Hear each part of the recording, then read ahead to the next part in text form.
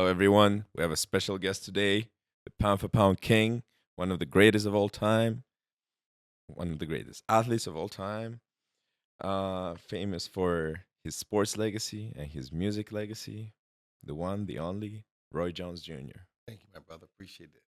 So, welcome to Kazakhstan. And Thank you. this isn't your first time in No, it's Kazakhstan. not my first time, and hopefully, if I'm alive, it won't be my last time. Because Well, it's an I, honor for Kazakhs. yeah, I really love Kazakhstan people. The hospitality that they show me, to be in the presence of two more Val Barker Cup winners is always out of this world. Because most of the time, we only know of people who won the Val Barker Cup, but we don't see them. Because it's in this country or that country or that country, but they have two here, and I won it. So it makes three of us in one country at the same time. That's crazy. That's that's wonderful. That's Yeah, insane. yeah, it is. Love that. No, as a person from Kazakhstan, I must say it's an honor. It makes us happy when you visit us. Thank you. I It love to makes come yeah, visit you guys. it's Yes. big news. I well, just coming off that, can you talk about your impression of the country, of the culture, of the people? What do you think? I'm always highly impressed with the culture of the people. I love the way that they live, the way they do things. Their boxing techniques are out of this world. They produced a lot of really good boxing champions. Like I said, two Val Barker Cups. Triple G went on to do beautiful big things in boxing. So a lot of people here from here do a lot of good things in boxing and martial arts. Really, the MMA now. So it's like Kazakhstan is a really big threat in the world of boxing, the world of sports, especially combat sports. So I love coming here because I know that they love fighting, they love fundamentals, they love doing things the right way. And when you see their guys fight, their guys are always very, very disciplined. And that's because this is how they live. Mm-hmm. Well, yeah. Have you trained? I assume you've trained with some Kazakh fighters. Now, I've seen a few train, but I haven't really trained with them, no. No, but do you? Well, as you said, we have a big boxing culture. We have a Triple G really Mm-hmm. put us on the Map. global map, Yep. yeah. And now we have a big uprising star, Janibek Kalimhanoli. Yep. He's Jenny Beck, been yep. showing it. To be honest with you though, Giraffe put you guys on the map too, because Giraffe won a gold True, medal, won the Fat Barker Cup, but Giraffe turned pro and became IBF cruiserweight champion. So he true. also put you on the map a little bit before Triple G. So I can't, it's like there have been, and now so many guys from here just keep going and doing big things. So I love when a floodgate opens and people realize that if they're from Kazakhstan, you better be ready because they can fight. That's good to hear, Yes. honestly. So if one of your students back in the States told you, I know nothing about Kazakhstan, I want to go train boxing in Kazakhstan. You better be Can ready. you You better be ready. is that the advice you're You gonna better give? be ready because they're gonna be at your neck. That's good. Has that ever happened? Not training, but guys have fought against Kazakhstan fighters, and I always tell them, listen, if he from Kazakhstan, have your stuff ready because he gonna be serious and he gonna be good. And usually they end up getting beat by the guy from Kazakhstan because they didn't expect it. But Wow. I try to tell them, What can I say? The Kazakh strength, I guess it makes me happy to hear better believe that. Yeah, I just wanted to talk about bit of about your boxing. hmm Your hands down technique, taunting opponents. Um, do you was that more of a like psychological warfare, entertainment, or part of your like natural confidence when you were Um, doing that? it's a mixture of all three. Part of it, I was taught how to do everything in a lot of different ways by my father. He taught me a good foundation, right? Then, second, I learned a lot of things in nature about how to fight and how to perform and how you're supposed to carry yourself. So, those things my father could not have taught me because he was too overbearing. Last but not least, the confidence thing. I wasn't really allowed to show confidence growing up a lot, because my father was such an overbearing father. You always were never good enough. But once I got away from that, I knew what I had to be to dominate the world. So I had an aura of confidence. I did learn technically so that I could do anything that my mind wanted to do. But the nature taught me how to be a winner and how to be an entertaining winner. So it kind of all came together, and I didn't mean to fight with my hands down. It just works best for me. Mm. So Well, it surely left a big part, a big mark in the history, and inspired a lot of people yeah, yeah. to do that. And me myself, I'll tell you, I train. I've been training MMA for a few years now, and sometimes I'm like, I sit inspiring. I'm like, hey, you know what? I remember you in the ring, and I'm like, I'm gonna go like that. What are they gonna do with that? What are they gonna do? It makes it very difficult for them, though. Yeah, See, you gotta understand. You go out there, you fighting a man. He's supposed to be one of the best in the world, and you drop your hands. He gonna say, "Wait a minute, I supposed to be top notch, and he dropping his hands on me." Yes, on you. True. So it really does Yeah, of course. break down, Of course, break them mess his down. head up all the way. Yeah. Wow. Well, that's a good thing to take note of. Mm.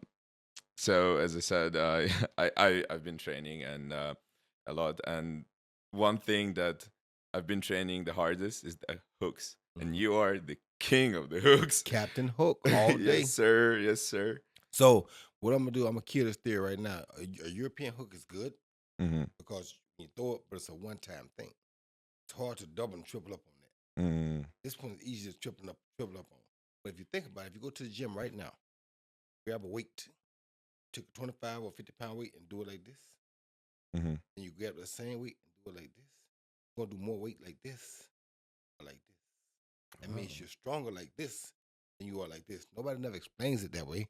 I know because I make my guys do it. You understand me? To prove why I use this hook instead of this hook. But both are good and both are good at different times. If you're gonna have a remarkable hook and be known for a hook, you gotta have that palm facing you. You'll be much more strong. Go to the gym and try it. Try to grab a weight like this, pick it up, then grab it like this and pick it up. You're gonna be stronger this way. Because this engages all of this. This separates some of this out. So oh, that's a good point. yeah, I'm not a scientist. I ain't that smart, but I know a little bit about fighting. I'm sure you do. I'm sure you do. Well, I remember in your Joe Rogan podcast, you talk about your biceps, how it makes your hook better. So ever since I watched that, I started training my biceps really hard. You should. But to get the most out of it, you got to turn it this way. That's it. There with the palm facing you. Open your palm. Make sure your palm facing your face. And then ball that knuckle. That's how it got to be. And that elbow behind it. So when you hook, you throw money with the elbow to come through. So and you're an MMA fighter, so you can also elbow. Yeah. In boxing, we can't elbow. But to throw a good hook, I always teach my guys to bring the elbow through so that you don't see the open part of the glove. Because a lot of guys, when they throw a hook, they do this and you see this. You should never see that on the hook. Never. Yeah. That's why this is more useful. Usually, are more useful for guys because it's easier. You never see them slap like this. They hook like that, they never gonna slap. Guys that try to throw hook like this, sometimes they open it too wide. If it hits that, that's a slap. It's no good. No. Yeah. I'm gonna use that. Well, it's a lot to go with. I'm gonna use that. So, would you say what makes a perfect hook? Is it the power? Is it the footwork? What to someone who wants to get to make their hook the best? What should they focus on? Go watch a left-hander hit a baseball.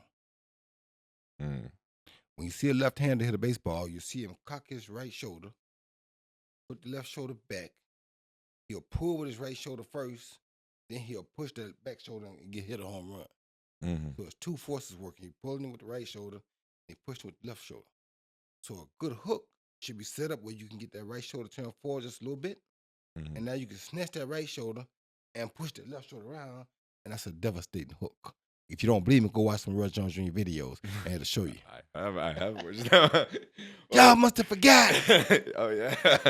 Well, yeah, I know when I'm doing my next training session now. Know what I'm asking my coach for. Yeah. Just more about training. Something that... So before we had this, we had like a small poll of asking people like, what would you want to know? What would you want me to ask Roi Jones Jr.? And one of the questions that was kind of common is your preparation for exhibition fight with Mike Tyson. Yeah, was it very different to what you were to your training session, to your preparation like in days before for other fights? Yeah, it was a little bit different, but it wasn't a lot different. Just that now with my knees being in the condition that they're in, I'm not allowed to run as much, so I don't get as much road work in. But other than that, everything else was about the same. The only difference was you have to take like 2 rest days a week now because you're older. So you got to have more than 1 rest day. You got to have 2. And if you do that, then you won't you won't burn yourself out. You won't overtrain, and you'll be fine. No.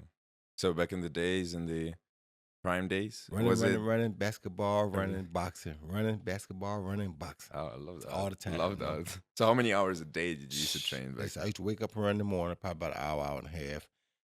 Then about 2 o'clock, I would go to training on Monday. 2 o'clock. No. Well, 3 o'clock on Monday, Wednesday, Friday. I go 2 o'clock on Tuesday and Thursday. And the reason being is because after I ran in the morning on Monday, Wednesday, Friday, I played basketball at 12. Mm. Yep. Then I get through by 12, by 2 o'clock, 2:30. Then I go to the gym about 3:30, 4. Then I'm done. On Tuesday and Thursday, I run in the morning. I train about 2. I play basketball at 6. Oh. Yeah. So you used to switch it up, yeah? Every day. That's a good thing to do. Yeah. I'll start doing that as well. This is just something I'm, Yep. asking for myself, but I'm sure the audience would all would love that. Yep. Something that interests me, and I think it interests a lot of people, is the mental preparedness, is the mental health before the fights. And you were known for your mental toughness in the ring. You were coming out there. A lot of fighters would lose before you even start the fight. Exactly. And you can see that when as a person who's a fan, you can watch, you're like, oh, this guy's done. Did you have like any rituals or things that you would do to prepare mentally before the fight, like before you enter the ring, or maybe the day before or the week before? Yeah, the week before I fight, what I would usually do, the best Roi Jones gonna go to training camp for about 6 weeks, right? But after that 4th week, 6 weeks before you fight. So that 4th week is finished. I come home that 5th week just to observe, look at everything I have, because I have a lot of animals, a lot of things in my yard, a lot of things God has allowed me to accumulate. I come back and look at all those things that make me happy. I gotta get a good visual of them, because if something happens in a fight bad, you're never gonna see it again. And you gotta know that. So it's like you're going to war. You may not come back the same. You may not come back at all.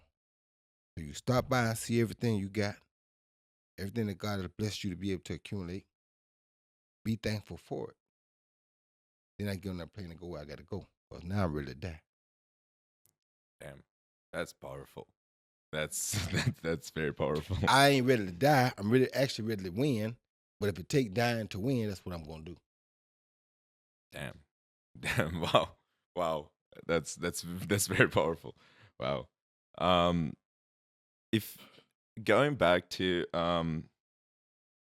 back in the day, so prime Roi Jones Jr. If we could match against any fighter from any time, past or present, who would you want to face? Prime Sugar Ray Robinson. Yeah, because that's the one that I was going to compare you to anyway, because he was the first one that really had really good hand speed and power, and could throw the combinations like he was supposed to. So he was one of the first ones that was known for knocking you out in the middle of a combination. He could throw a 5-punch combination. The first one could knock you out, the third one could knock you out, or the 5th one could knock you out. Not many people can do that, and people don't understand that about boxing. That's what made him so devastated. He can throw you a 6-punch combination. Either of those 6 punches could take you out. Most guys now, they throw 6 punches, 5 of them slap. You know what I'm saying? So that was the guy who basically my style probably started with, because he was the first one to throw combinations with power, in my opinion. Now, Willie Pep was the first one that had really good footwork, but Sugar Ray Robinson was the first one I seen throw combinations with power that could knock you out with any punch. And that's where my foundation probably was built from. So to go back and fight one of the originals of that beginning part of that foundation would have been fun, because he can match you combination-wise. Now, he may not match me power because I was a little bit bigger than him, but speed-wise, combination-wise, he would have been a very close fit. Interesting. What about today's fighters? Today's fighters, to be honest with you, Usyk would be a very good matchup, because Usyk is such an intellectual guy. He's very smart. The good thing about him is he figures that out. He has a way of moving. He's awkward. He's different. And he'll allow you to sleep if he can. It wouldn't have worked on me because I already know that game. But if he can, he will. So I like it. And I would like to see how far he could have pushed me, because he pushed me a little bit because you got to outthink him, and he's a very good thinker. And by the way, I also learned last 2 or 3 weeks ago, Arthur Biтербиеве is also a good thinker. I found that out through playing checkers. He put a checkerboard in front of me. We played. First game, I didn't know his rules, so he beat me. Second game, once I understood his rules, I beat him, but I had to think to beat him. You understand me? And that let me know that he is a thinker. He's not just a power puncher. He was 20-0 with 20 knockouts. Now he's 21-0 with 20 knockouts. But most of us thought of him as just a power puncher. He's not just a power puncher. He's also a guy that can think, and I like that.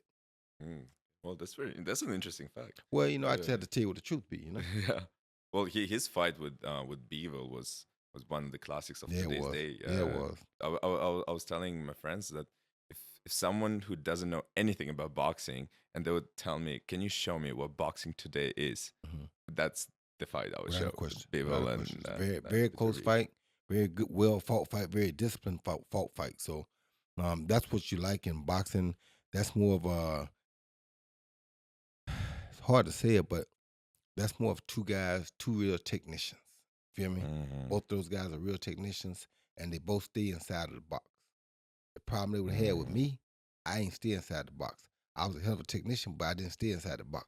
I'm going to do something outside the box. That's the only way I know. I don't know how to live normal. I keep trying to tell people this. Normal living, I don't understand. I have to do something outside the box. If I don't do something outside the box, then it ain't me.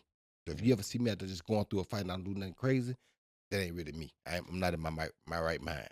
You understand me? So to deal with people, and the reason people know me all over the world now is because those two guys are probably close. Those two guys, Usyk, Loma, Terrence Crawford, these guys are as fundamentally inclined as you're probably going to get. Only difference in them and me was I was also that fundamentally inclined, but I thought outside the box. So you see me do stuff that you don't see nobody else do. You understand me? So if you take how good those guys are, and you put the outside the box thinking with it, you got Roi Jones-Jr. highlights. Right? Am I lying? Facts, yeah, that's true. But most people don't know how to go outside that box. They just stay in their envelope, which is cool because they're good at that. And that's what works for them. But for me, that would never have been good enough. Yeah. There's a lot of fighters that would have one or the other. Yeah. But there's only one man that because I was willing, I had the total package, but I also was willing to go outside of the box. Not many people willing to do that. Yeah. Think about it. Who gonna play a basketball game the day before they fight the same day?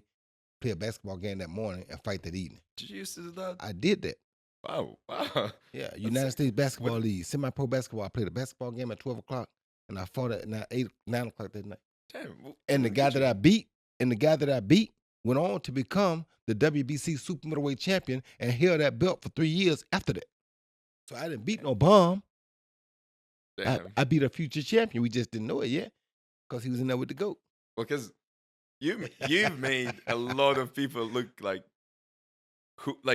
before they enter the ring, we think of them like they're great, and then once they step into the ring, we're like, oh, maybe he wasn't that good. But you made them look like that. Everybody had a bad misconception of me. They thought that because I was so fast, I couldn't have punching power. Same thing I just told you about Sugar Ray Robinson.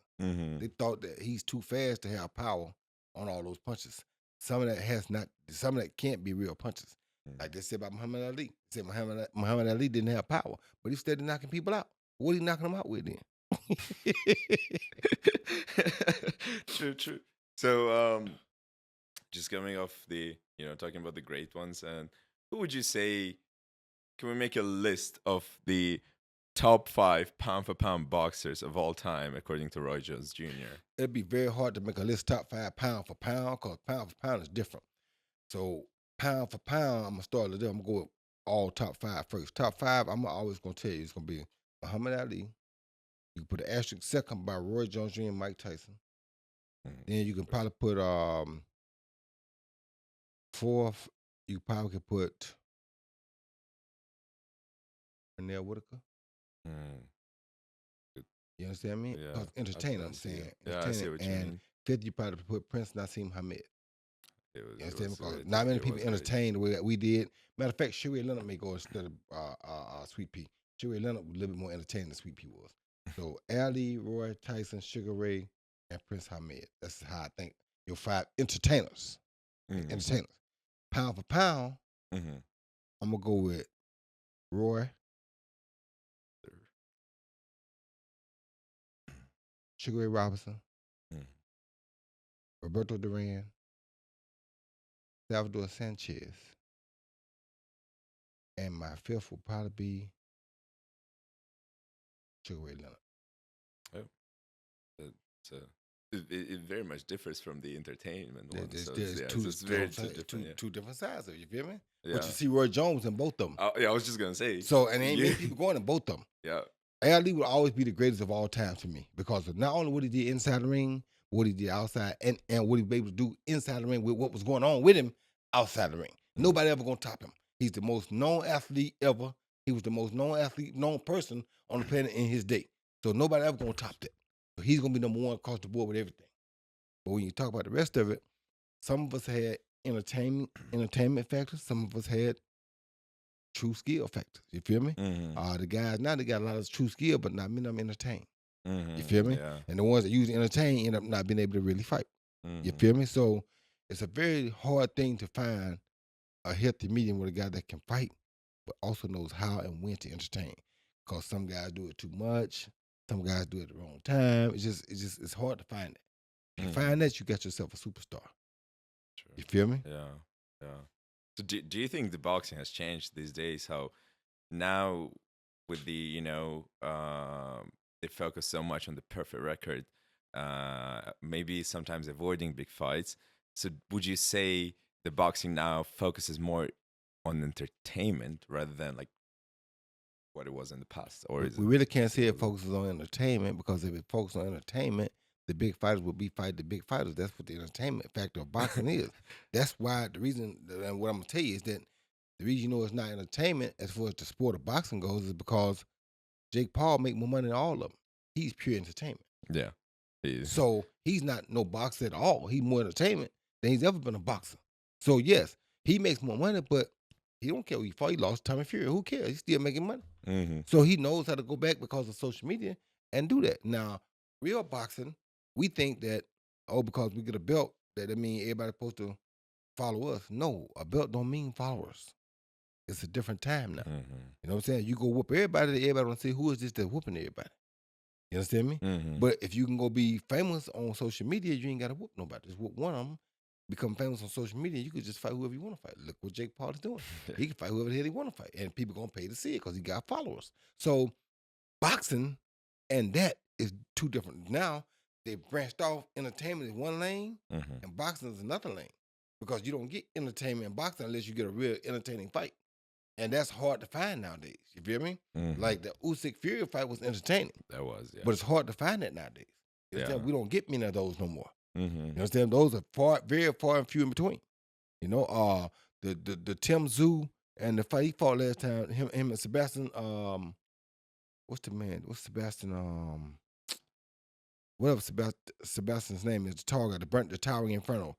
Him and Tim Tszyu had a hell of a fight last time. Tim Tszyu got butt, but wow, that was a hell of a fight. You feel me? So it's a few good fights that we get every now and then that are really, really Katie Taylor or Amanda Serrano. It don't get no better than that. You understand me? Mm-hmm. But those fighters, those are the fights that boxing be wanting. And it's a shame that the girls had to do it twice to show them how it really should be going. You understand me? Mm-hmm. And not many guys want to do that no more. Yeah. You know? So that's what has created a lane for stuff like Misfits or Jake Paul because they want entertainment. Boxers won't fight each other to entertain no more. Think about this. If the Lakers went undefeated, and back when Michael Jordan with the Bulls, they went like had one loss or went almost undefeated, or they won the East and the Lakers won the West, and we just say, okay, that's the end of the season. You know how pissed off people would be? Yeah. We want to see the best play the best. If you don't, we ain't got no. That's football still do it, soccer still do it, hockey still do it, baseball still do it, basketball still do it. Why did boxing stop? Sure. Yeah. I agree with that. And it's like if NFL didn't have a Super Bowl. Well, it wouldn't be no sense to watch the NFL. I don't want to watch the game every week if I don't know if I ain't gonna be able to find out in the end who the best team is. It don't make no sense to watch it. That's why boxing has lost so many fans, and that's why so many lanes have opened up for these misfits and for Jake Paul because they still want boxing entertainment with that. I mean, a man told me something not long ago that made more sense than he put it in a way that I had never heard it before. He said, 2 mules is a good race. A mule ain't got a chance with a racehorse. A mule ain't got a chance with a quarter horse. But if you put another mule over there and watch them race, you can have yourself a good damn race. And that's what's happening with the Misfits. That's what's happening with the Jake Paul. I mean, a 58-year-old guy and a 28-year-old guy, come on, bro. That's 2 mules. Yeah, that was right? You feel me, though, right? Yeah. But look how much money it generated because 2 mules is a good race. You understand me? Yeah, that's true. Yeah. A shame we got to go watch mules race because the racehorses won't race against each other no more. But 2 mules is still a good race. Yeah. And they don't mind racing each other because they know they ain't finna break no records no way. They not that fast. They ain't made for racing. They made for pulling. So. That's true, man. Yeah. Well, looking back at yourself in boxing,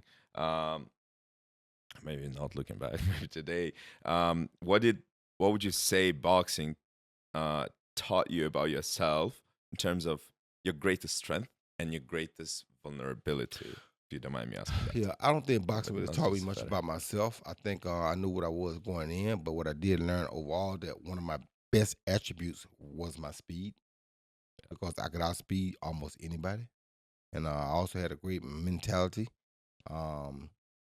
Weaknesses, it was hard to find weaknesses until I came down from heavyweight. I don't think I really had no weaknesses because I was such a complete guy that, I mean, you couldn't hardly hit me.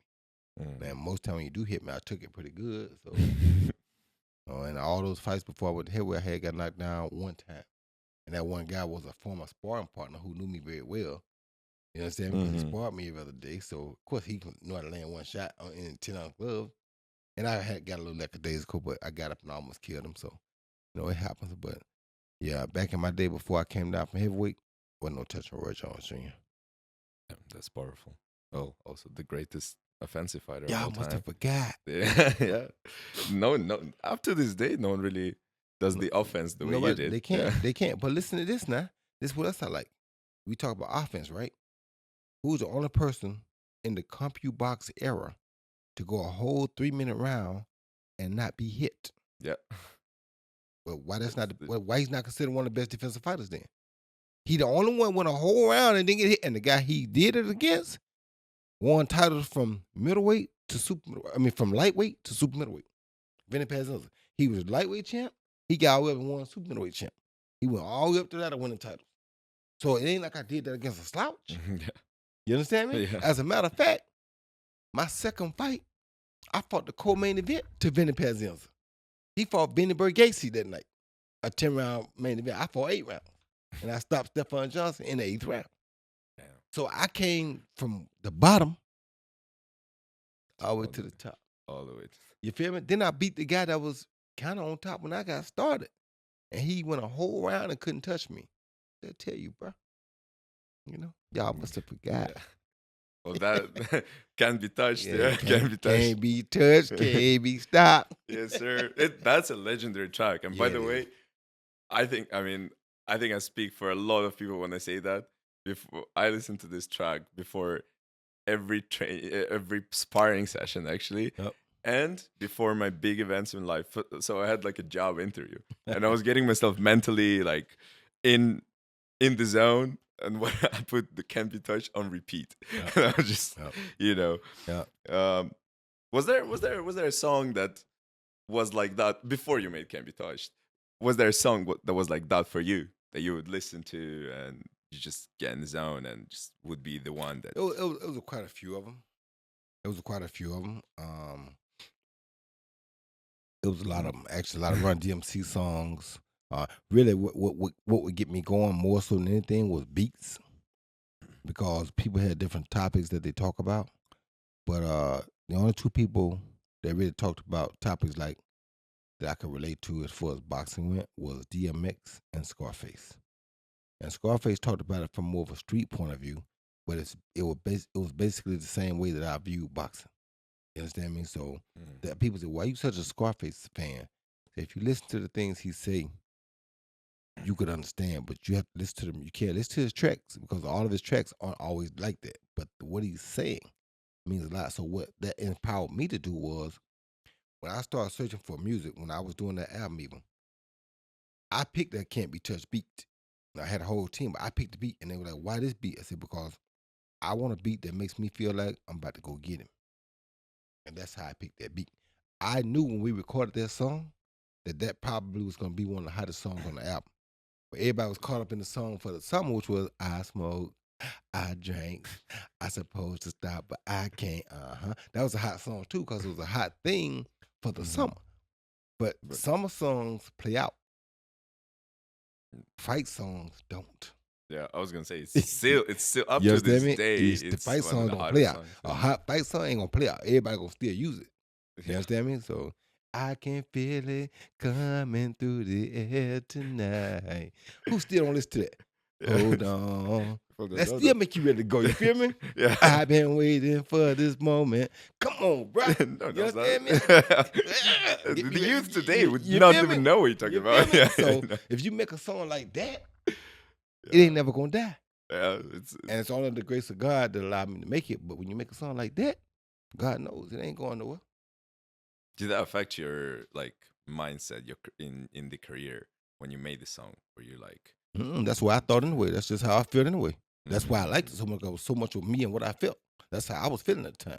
mm, So that's hard. I mean, it's one of the hardest songs of all time as well. I would say yeah. it's definitely, yeah, it definitely motivates a lot of people. And did anyone criticize that, like when you were like, I'm gonna make music? No.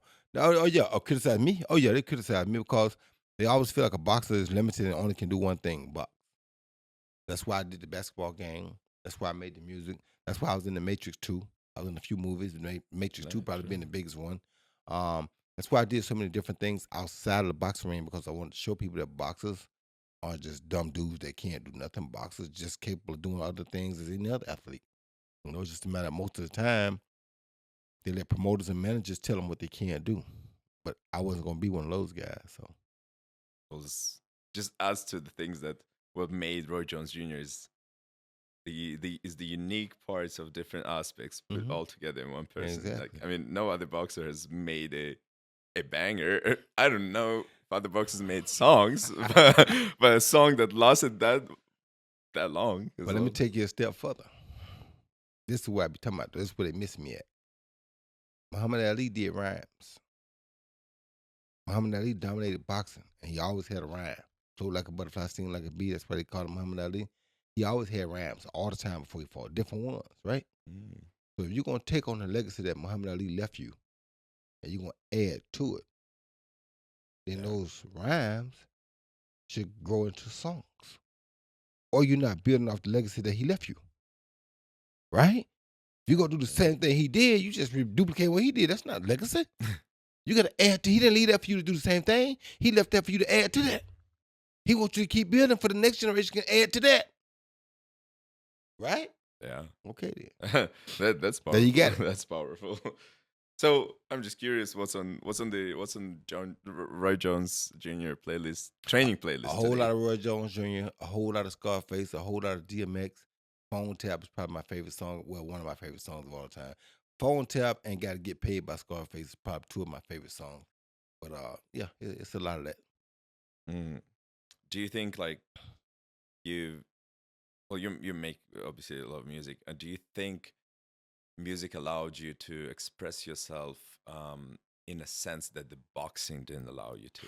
Nah, I can't say that because boxing allowed me to tell every dang thing I wanted to tell.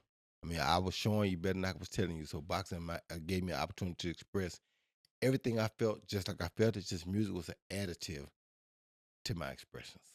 You feel me? So music gave me a chance to have it the way you could hear what was going on in my mind. I knew what was going on in my mind, but by doing the music, it gave you a chance to share what was going on in my mind. You feel me? So music gave the world a chance to understand my expressions a little bit better. But I knew exactly what I was thinking. So it wasn't no. So the music didn't make me that didn't make me express myself more. It just gave me a verbal way to do it, so that now you can hear what's going on in the mind of this lunatic. Oh, that's interesting. Do You still make music? Yeah, I still make Yeah. music. Yeah, Well, we have quite a big scene of rap game in Kazakhstan. that's So good. That's good. That's would good. would you Of course consider I would. ever making a Of feature course, with a Kazakh rapper? of course I would. Listen. I'm universal. I'm a God's person. I'm universal. God is omnipresent, so I'm universal. Wherever God takes me is where I go, and whatever He put in front of me is what I do. That, that's sick. That's sick. I can't wait now. I'm looking forward for Roy Jones Jr. featuring some Kazakh rapper or an artist. No problem at all. And I hope it's gonna be another, motivating banger. So you've obviously achieved crazy, crazy levels of everything, and you've achieved something that no one's ever done achieved before. But is there something that you still want, to accomplish? Is there something that still keeps you driving or going, or something that you're like? The last thing I want to do is develop a world champion myself. If I develop a world champion, that means I took what God gave me, I turned around and utilized it to improve somebody else's life. That's bigger than anything you can do. That's powerful. I'm sure. If you have a world champion, I think every boxing fan and every non-boxing fan would love to watch Roy Jones Jr. student being a world champion. And that title fight, the first title fight, is gonna be insane pay-per-views. You better believe it. Yeah, people would love to see that, and watching you in the corner side would be wow. I'm telling you that as a boxing fan, I would love that. I would Glad love to hear that. that. Glad to hear that. Well, now that there's a rise of MMA, obviously, and there's the desire, the MMA fighters want to fight the boxers. The boxers want to fight the MMA fighters. What do you think about that? I started the concept. Oh, They always forget about what I beat done, right? The first crossover match they ever thought about doing with a real appeal to it was Roy Jones Jr. versus Anderson Silva.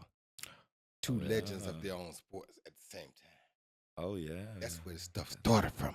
UFC wouldn't let Anderson do it. They eventually let McGregor do it with Floyd. Yeah. Then it took off from there. You understand me? But the first real one that would have been entertaining that people really wanted to see was Roy Jones Jr. versus the Spider. I, once again, started this thing.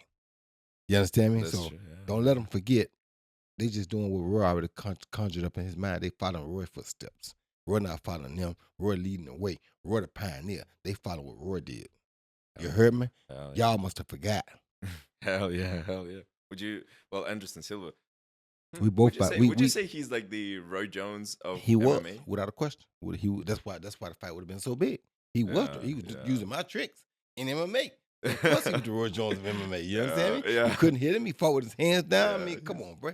Yeah, that's why it would have been such a beautiful thing to see. It would have been insane. Yeah. It would have been insane. Yeah. So you think it's like, is that a good thing for both sports? It's a good thing for both sports because it causes the worlds to collide, and it brings fans from both sides to the other side. Mm-hmm. But the problem is today is you do have a few entertaining MMA guys. Mm-hmm. You don't hardly have any entertaining boxers anymore. Who box that entertains outside of just beating somebody up? Mm-hmm. All the top boxers now, what are they known for? Just beating people up. They don't do no shuffles no more. They don't do no wind-ups no more. They don't drop the hand and put the hand behind their back. They don't do none of that. They're not trying to entertain you. They entertain you by just beating this guy up. Mm-hmm. They take their job and say, hey, this is all I'm paid to do, so this is what I'm going to do. Understand me? Me, I was different. When I go out there, and I'm the same way with everything I do. When I go out there, I'm going to make sure you remember what I did. You're going to be talking about it 2 days from now. You're going to just forget it when you go home tonight. You're going to say, holy smoke. Did you see what he just did? Yep. Y'all, there's a conversation going to be have to be had 2 or 3 days later because it's going to be so entertaining. If not, then why should I do it? Yeah. I ain't going to waste your eye time nor my eye time. True. Yeah. Well, I'm running out of questions, but one thing that to conclude this this talk, this conversation, one thing that I want to hear from you as a fan. What would you tell? What would you tell to? So two questions. Again. First is someone who wants to start combat sports, but just starting first day. What would be your advice to that person, and what would be your advice to someone who is starting professional career tomorrow? In boxing, in combat sports, you're gonna start a career. Make sure you understand what all it entails. Make sure you understand who you are genetically, because genetics are everything. Find a coach that can take you and guide that genetic build-up that you have, that can take that and make the most of it. If you're gonna turn professional tomorrow, best thing you can do as a professional boxer is go nowadays, follow the Jake Paul pattern, become famous on YouTube if you can.